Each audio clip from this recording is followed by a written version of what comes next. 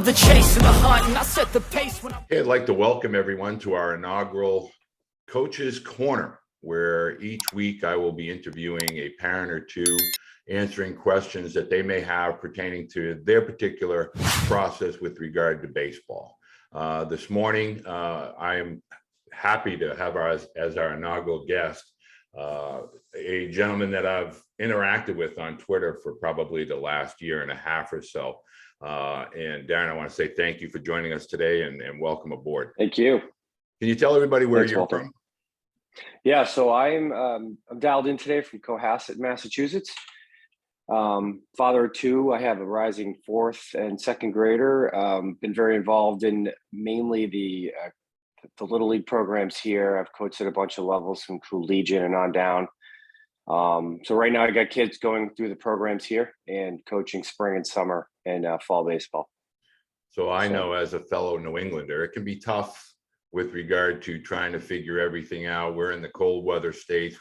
We often don't get started till mid to late April as far as what I call palatable weather that allows the kids to go out and have some fun. So as the segment is described, it's a coach's corner. So what I want to be able to do is answer your questions here this morning, be able to offer some insight and some guidance, especially with the fact that your children are so young. So why don't you go ahead and fire off your first question? Yeah, thanks. And Walter, I just want to thank you for how generous you've been with your time to include Tyler and our wonderful visit out to PNC. That was really special. So his emphasis on not only the hardworking aspect of baseball, but academics, and the moment we had with him and my son was truly special. So thank you so much. You're very, very welcome. I love the smile on his face, by the way. Yeah, and a big smile for sure. It still has the ball. So listen, this is sort of a hybrid coach / parent perspective question. Cohasset, we have a small town here. I think one thing we pride ourselves in is having a lot of multi-sport athletes. They play a Division IV MIAA, which is small school. They can go from season to season and be, varsity athletes up to their sophomore year or whatever. Limited time, limited field space. I always struggle with the right mix of fun, development, situations.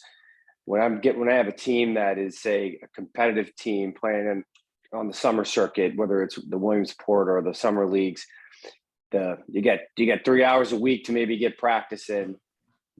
How do you see the ideal mix of just hitting that sweet spot where it's a great experience, the kids are developing and learning? And I'm always working on that one. Well, I think this is a pretty much, especially in New England, a common theme question with regard to multi-sport athletes. And so what I try to let everyone know, it's important to recognize that kids only have that 1 10-year time period to kind of be a kid, where they're active with their friends, they're active with not only parents, but, fellow parents or friends. And so what I used to always say is, depending upon the season, the summer was always full-fledged baseball season. And as we rounded out of July and into August, my boys played Papuana football. So they kind of had this internal clock, that once we got to August, the bat and ball kind of went down and it was football season. Now that didn't mean they didn't want to pick it up and play a little catch or try to go sneak in a fall game or something like that. But I always find that kids will tell us when they're ready to move on to that next sport. Yeah. And I try not to ever predetermine or have a script as it relates to the kids. So if I was getting pulled to play catch, great, we went out and played catch. Oftentimes after, especially hot August football practices, the boys would tend to be a little bit more tired and not as full of energy to go out and hit the ballpark. So I always try to let the kids be the gauge. And depending upon what their mood is and where they want to pull us as parents, that's kind of what I always try to use as a measuring stick.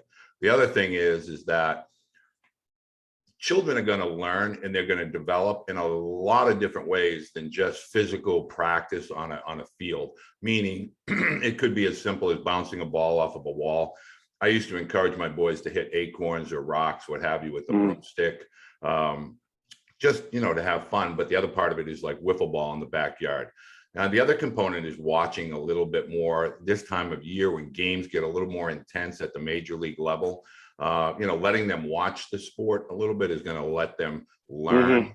And so if you can find time in between sports to let them watch a game or two during the week.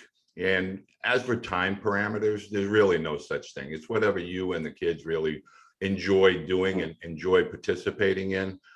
Just let kids be kids, basically. Yeah, I appreciate that insight. In obviously we had Williamsport, the Little League World Series wrapped up. It's always good to see kids out there getting after it as well. So he does get a little bit of a pass on the TV stuff when it comes to being able to watch baseball. So kind of like me, Game 6 of the 75 World Series was what the turning point was for me. So always let the kids watch as much as they can. Mm-hmm. What advice do you have for coaches who are, again, I'm focused on more of the community-based teams, not maybe the travel ball circuit, but you've got coaches who their responsibilities are to, shape the rosters, all the logistics that they have going on, and then they're coaching their kids through the spring and summer. What do good coaches do to help those kids get the most out of their journey? Well, I think for the most part, when we're talking about younger children, I'm a huge proponent of the community baseball at the younger ages. As I've often said many times on Twitter, I'm not a big fan of the travel from, as silly as it sounds, 6 years old up through 12 and 13. I think if you promote the team concept and every player having a role, you become not only part of your team, but within your community, whether it's other teams within your community or even local communities within your area that, have high school rivalries. And I know in my son's particular case, it was Auburn, Oxford, Millbury, Cohasset, you might have, Falmouth and Sandwich and things like that. And so when you allow children to feel that being a part of a team, and it's not all resting on their shoulders, I think that kind of takes the weight of expectation off. When you're in travel baseball, we tend to focus on these games, and there's little to no what I call practice interaction with the kids, meaning that's when kids, they kind of have a little bit more energy in a practice environment. There's less tension, and that's when they're really learning and observing by watching their teammates. I am a big proponent of having older peers like it used to be in that little league age of 10 to 12. Babe Ruth was 13 to 15. And you kind of were able to watch as a 10-year-old those really good 11 and 12. And it's natural to have fear. It's natural to kind of get those butterflies when you see a 12-year-old throwing really hard, and you get that one at bat as a 10-year-old. But it really mirrors what the high school and potentially beyond environment is really like. So the sooner that we're able to break away from that, what I call business model of step by step, year by year, grade by grade model, I think the faster that the kids can learn the sport, but most importantly, they learn how to find their fit, their niche on that team. So maybe I'm not a starter, but when I get my opportunity, I know my responsibility is to be ready and be prepared. So I'm a big fan of coaches such as yourself that are more community driven. And I hope that the game of baseball can return to that sooner rather than later. But my strong opinion there would be, as a coach, to find a role for every young player in your program. Let them watch the game and see the game from every position. I think it's a sin when we don't allow children to pitch because they're not good enough, or catch, or what have you, or play shortstop.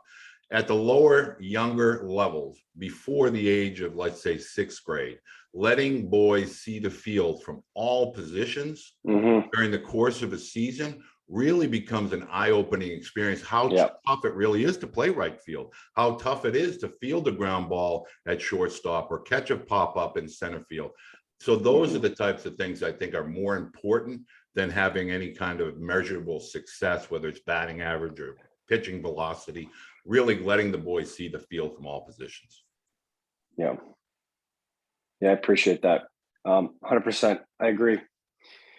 Well, now I want to say, first of all, I want to say thank you because A, you're my first guest, and B, I know our interaction on Twitter. I'm available at Twitter at BaseballLifer11. And for people that ask me, I get asked all the time, what does baseball lifer mean? It quite simply means that from the age of 6 till 60 today, I've just been involved in the sport of baseball in some way, shape, or form, whether it's been as a player, a high school coach, a college head coach, and more importantly, as a dad. So the opinions that I share with people like Darren here today are nothing more than life experiences that I've been able to have. And I like to want to pass the baton of the sport forward. So Darren, I want to say thank you to you for joining us today. It's been a great first edition of our Coach's Corner. If you like what you heard here today and you like what you see, this is our first video. So give it a like. Don't be afraid to go for the home run, go for the tank, and hit the subscribe button. And we'll be bringing you more of these videos over the next few weeks. Thank you very much, Darren, for joining us today. Thank you, Walter. You take care.